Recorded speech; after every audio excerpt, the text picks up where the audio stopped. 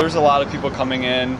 It seems like a lot of people come in and they either portray the city like as this horrible, shitty, like it's not going anywhere, or you have the opposite.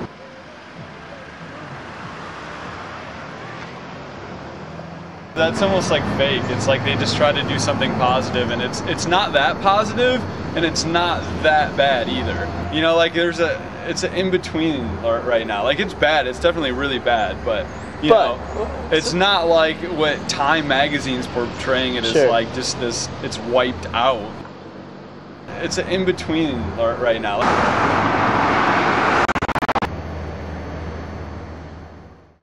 Practically, like I said, basically I was raised here, you know. You just got people that just don't give a fuck, you know.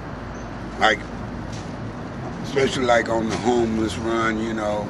But I done seen people that's homeless, they make smoke, they get smoke, they get 2 checks and have more money than I got, and they still sleep in the shelter. Basically, Detroit is, it's like the hip hop thing, you know. This is my city. This is my home. I was born here. You know, I tried to move away, but every time I got homesick and I had, I gotta go. You know, but I like it the way it is. It's just, ain't nothing wrong with Detroit. It's just the people in it. See, you know, you got them and you got those. You know, people I mostly hang around is like older than me. You know. They 60, 70 years old, stuff like that.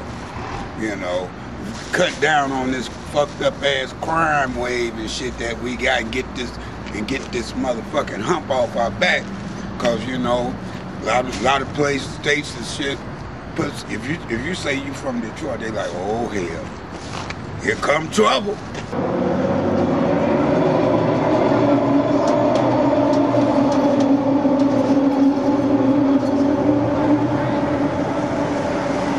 The city and the mayor have been trying to condense like the neighborhoods, so everything's like smaller communities and stuff. Exactly. And trying to prevent that urban sprawl that was going on. Yeah, it's because there's kind of like a Western movement. So like the people and everyone are moving out of the city, more into the suburbs. That you don't even want to go there anymore, you know. So we try and push back into the suburbs, but from just a personal standpoint, like, because I'm going for my MBA, and if there's nothing here for me, why am I staying here? Kwame fucked up. He tried to be the next Coleman Young. You know, politicians are sticking shit in their pocket left and right. I'm pissed off with the lottery commission because them motherfuckers, they talking about they making all this money, but they pocketing it. But then in their pockets, they ain't spending it on no schools and shit like that. Ended up on the streets with 4th grade education, you know. A lot of the parents they just don't give a fuck about their kids and shit, you know. Or the kid don't give a fuck because they think that drug run is gonna be, that quick money is gonna get them where they need to be, and they don't realize that ain't it. Because the fast money, faster it go, the quicker it go. Yeah. You know. And my one word would probably be mistrust. A lot of people don't trust him, you know.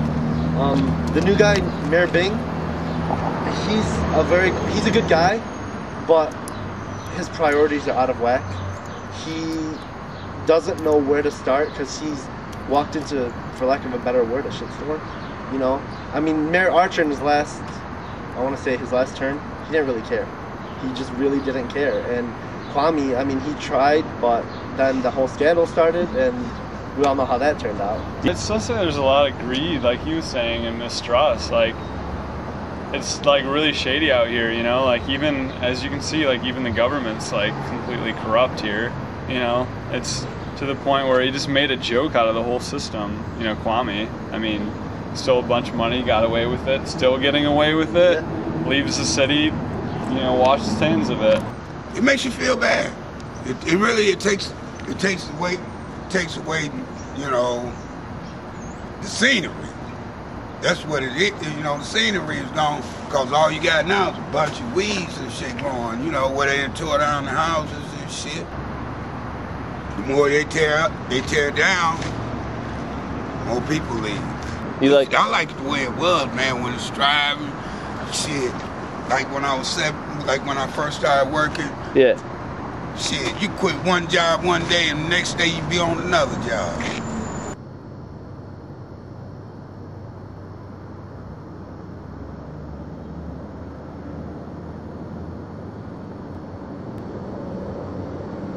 Well, the thing about that is, I mean, me and him were talking about it. You know, everyone says these community gardens and, you know, this whole agricultural standpoint is going to take hold in Detroit. Well, you know, that's great if it does. I honestly, like I said, I don't care, you know, because of the fact that if it does, it's something's happening.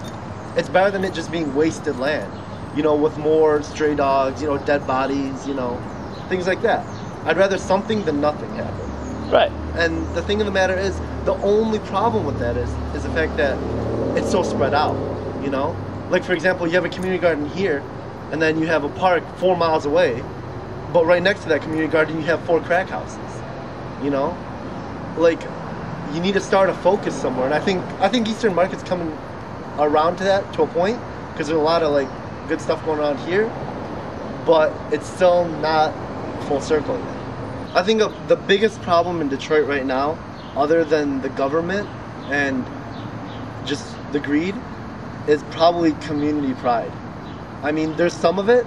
I mean, you can see, I mean, you've been to the community gardens. There's some people that are very proud to live in Detroit. But others, you know, like, for example, that place that I was mentioned, Southwest Detroit, there's some areas where people just don't really care. Like, I remember visiting one of my coworkers' properties, and there were guys across the street sitting out on their porch drinking, which is fine, you know, everyone drinks on their porch. But then they'd sit there and chuck their beer bottles out into the street. Well, yeah, because that's the thing. I'm sorry, I don't mean to interrupt, but for example, let's say we brought Eastern Market back from where it was. You know, even if you go 2 blocks over, you're gonna see some abandoned factories. If you bring it back even from what it was, and people see that good stuff is going on in a large scale, not just one building here, one building here, you know, on a large scale, people are like, okay, well, maybe I should mow my lawn. Maybe I should recycle my stuff, or even just throw it in the trash. Even if you don't understand it, just throw it in the trash. You know, maybe I should keep my kid in school instead of letting him or her get pregnant at 16, or let him or her drop out and become God knows what, you know? I mean, it's small things like that that get people moving. If people see, people lead by example, you know? They learn by example. If they see something good going on, they're going to want to be a part of that. You know, the Heidelberg Project has been around for a while, and people haven't messed with it because they see it's a good thing going on. You know, it's brought attention to their neighborhood. It's helped them clean up. And even the houses around it, you know, they're a little bit cleaner than the neighborhoods a mile and a half down the road.